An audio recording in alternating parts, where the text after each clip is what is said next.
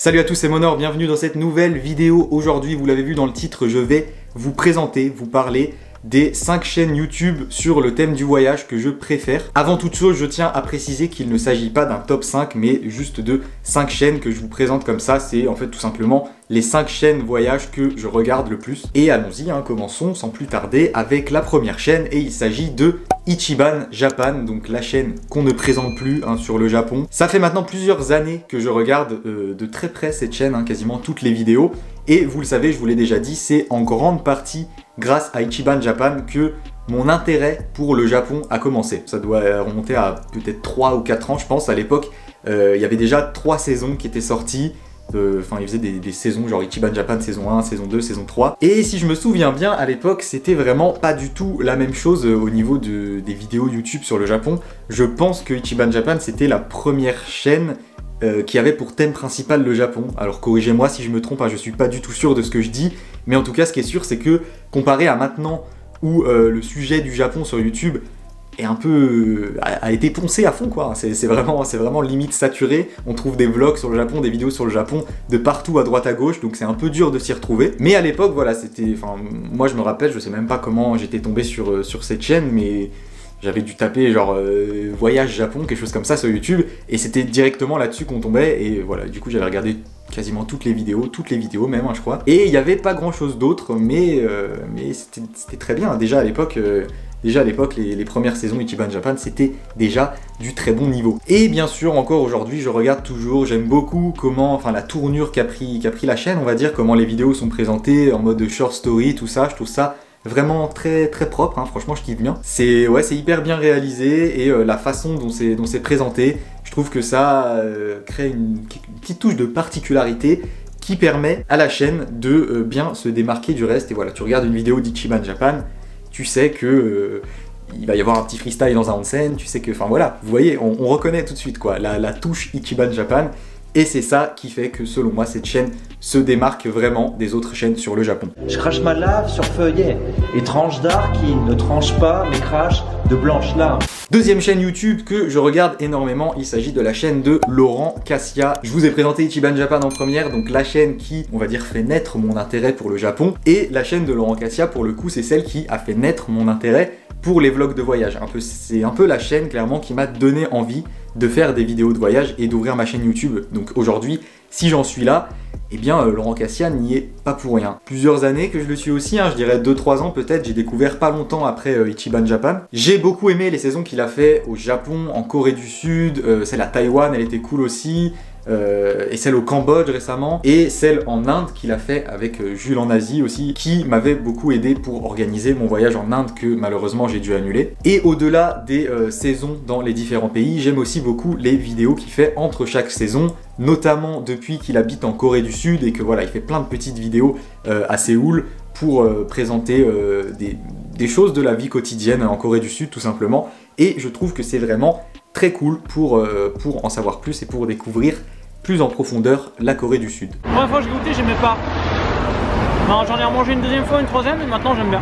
Troisième chaîne que je regarde énormément et que j'apprécie beaucoup, et que c'est peut-être parmi toutes celles que je vais vous présenter dans cette vidéo, celle que j'ai découverte en dernier. Il s'agit de la chaîne de Jules en Asie, donc je viens de vous en parler juste avant. Je l'ai donc découvert grâce à Laurent Cassia. Je crois que je l'avais découvert grâce à la saison en Inde, tout simplement. En tout cas, c'est à partir de là où je me suis abonné et j'ai commencé à regarder pas mal de ses vidéos. Donc Jules en Asie, c'est vraiment typiquement le genre de chaîne que j'apprécie, voilà, en mode sans prise de tête, juste filmer sa journée comme ça. Je trouve que voilà, c'est vraiment simple et efficace, je sais pas si je peux dire ça comme ça. Plein de vidéos sur sa chaîne à découvrir dans plein de pays d'Asie, voilà, c'est vraiment cool. En plus, ce que j'aime bien, c'est qu'il va dans des pays dans lesquels tu te dis pas forcément, moi en tout cas dans lesquels je me disais pas forcément, tiens, il faudrait que j'aille dans ce pays-là.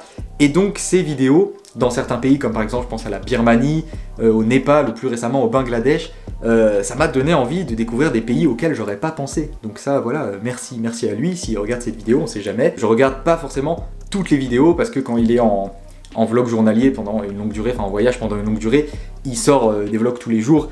Et des fois j'ai pas forcément le temps de regarder chaque jour, mais j'essaye de rattraper au fur et à mesure, et voilà, ça me fait... Ce qui est bien, c'est que vu qu'il y a une vidéo qui sort tous les jours et que je la regarde pas forcément tous les jours, et ben après je les stocke, je les mets de côté, Et puis quand j'ai du temps, bah, je regarde tout d'affilée et je rattrape mon temps. Du coup voilà, ça me fait du contenu à regarder, c'est sympa, c'est sympa. Donc Jules en Asie, voilà, très bonne chaîne. This mutton. Okay, mutton.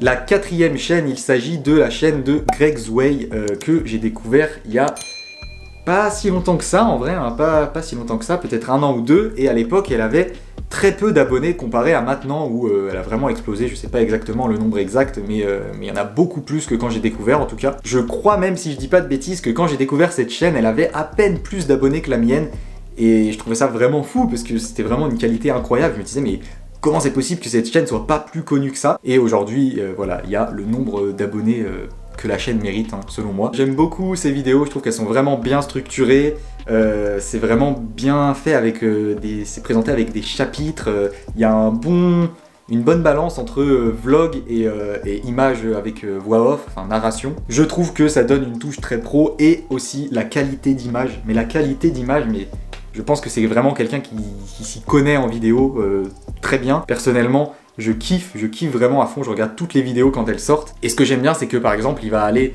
au Maroc, ou il va aller plus récemment en Amérique du Nord, mais il va pas te montrer les classiques, genre il va pas aller à New York et Los Angeles, et enfin, tu vois, il va genre aller dans des endroits plus reculés, avec des grands espaces, plus des choses comme ça, et des choses qu'on n'a pas forcément l'habitude de voir, et ça je trouve que c'est vraiment cool. En plus il fait vraiment pas mal de vidéos où il donne plein d'explications sur la van life, sur comment il a retapé son van, plein de choses comme ça, plein d'informations utiles. Par exemple quand il avait envoyé son van en Amérique du Nord depuis l'Europe, et ben il t'expliquait toute la démarche, tout ça. Et je trouve que c'est des vidéos, on va dire, intermédiaires qui te montrent un peu l'envers du décor. Et voilà, ça ajoute un petit truc en plus. Donc cette chaîne est pour moi vraiment complète, vraiment très bien. Si vous connaissez pas, foncez, franchement, ça vaut vraiment le coup. La peinture est officiellement finie, alors j'ai terminé les 3 couches de couleurs. Je pense pas que je les ai fait vraiment dans les règles de l'art, parce que j'ai pas attendu spécialement super longtemps avant d'enchaîner les couches. Et on arrive à la 5e et dernière chaîne, et il s'agit d'une chaîne que je pense tout le monde connaît, hein, parmi vous, la chaîne de Tev, ici Japon. Voilà, le classique, hein. De toute façon, je vous l'ai pas dit, mais clairement, je regarde pas des chaînes forcément extrêmement originales. Je pense que vous les connaissez, hein, celles que je vous ai présentées, mais voilà. C'est ce que je regarde, hein, je vais rien inventer. Donc ici Japon, cette chaîne, j'y suis abonné et je regarde les vidéos depuis la création, puisque à l'époque, pour ceux qui ne savent pas, ici Japon n'était pas une chaîne YouTube, c'était juste un site internet. J'allais souvent sur ce site parce qu'il y avait plein d'informations sur le Japon, c'était cool. Et donc j'ai commencé à regarder les vidéos il y avait une série à l'époque qui s'appelait Tokyo 24. Et c'était déjà très bien, j'avais déjà tout de suite accroché. Après, par la suite, la chaîne a, on va dire, explosé, enfin en tout cas a gagné en popularité, notamment grâce aux vidéos 10 000 yens qui plus trop maintenant, mais qui étaient un peu la marque de fabrique de la chaîne, on va dire, et c'était vraiment très bien, très bon concept. Et même encore aujourd'hui, je regarde encore beaucoup parce que je trouve que les sujets des vidéos sont vraiment très originaux et très intéressants. Il aborde plein de sujets sur le Japon, sur lesquels pas mal de gens se posent plein de questions, mais sur lesquelles il n'y a pas encore eu de vidéo. Donc voilà, je trouve que c'est vraiment toujours très intéressant et j'apprends toujours beaucoup de choses. Tev, en fait, c'est vraiment un personnage pour moi qui s'est un peu créé. Et je trouve que c'est hyper bien en fait. Enfin, genre ça fait vraiment, ouais, ça donne vraiment une identité avec genre les burgers. Le fait d'aborder des sujets tabous comme ça fait un peu partie du délire aussi, je trouve. Ça permet, un peu comme pour Ichiban Japan, mais ça n'a rien à voir, hein, les deux chaînes n'ont rien à voir, hein, bien sûr, mais ça permet de démarquer le contenu et de se dire, ouais, genre cette chaîne, quand tu regardes une des vidéos, où tu sais que c'est la chaîne ici Japon. Et la cerise sur le gâteau pour moi, c'est que depuis un petit moment déjà, il ne fait plus exclusivement des vidéos sur le Japon, il y a aussi plein de vidéos dans d'autres pays que le Japon. Il y en a eu pas mal aux États-Unis, il y en a eu une au Canada, il y en a eu une en Australie. Ça permet vraiment de découvrir d'autres horizons et on va dire, de sortir un peu de la bulle Japon. Et ça apporte pas mal de fraîcheur, c'est vraiment cool. Et ça fait que pour moi aujourd'hui, c'est vraiment une chaîne très complète que j'aime encore beaucoup regarder. Oh wow, thank you. On est sur du burger vraiment à l'américaine classique. Le truc pas très gros avec du pain. Oh, il est froid. Il sort du frigo. Et voilà, il s'agissait de la dernière chaîne. Vous savez, les 5 chaînes YouTube sur le voyage que je regarde le plus. Alors oui, je vous l'ai dit, c'est pas forcément très original, hein, clairement, mais on sait jamais, peut-être qu'il y en a parmi vous qui ne connaissaient pas une de ces chaînes. Eh bien, si c'est le cas, foncez, voilà, on est en période de confinement, faites-vous plaisir, ou même si vous connaissez ces chaînes, eh ben, peut-être que ça vous donnera envie de re-regarder des vidéos que vous avez déjà vues il y a quelques temps, tout ça. Je vous mets ici une petite liste des chaînes hors voyage que je regarde beaucoup aussi.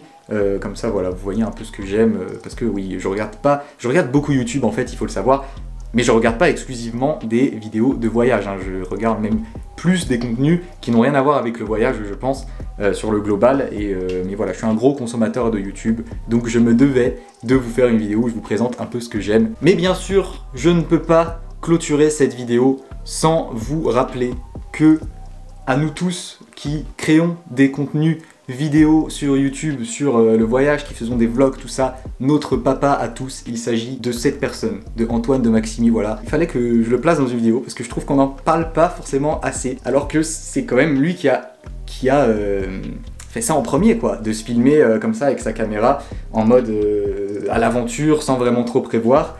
Enfin, le format vlog voyage en France, en tout cas, pour moi, il a été amené par lui. Dites-moi si je me trompe, mais en tout cas, pour moi, on doit beaucoup à ce monsieur que j'aime beaucoup, voilà, j'irai dormir chez vous, tout ça.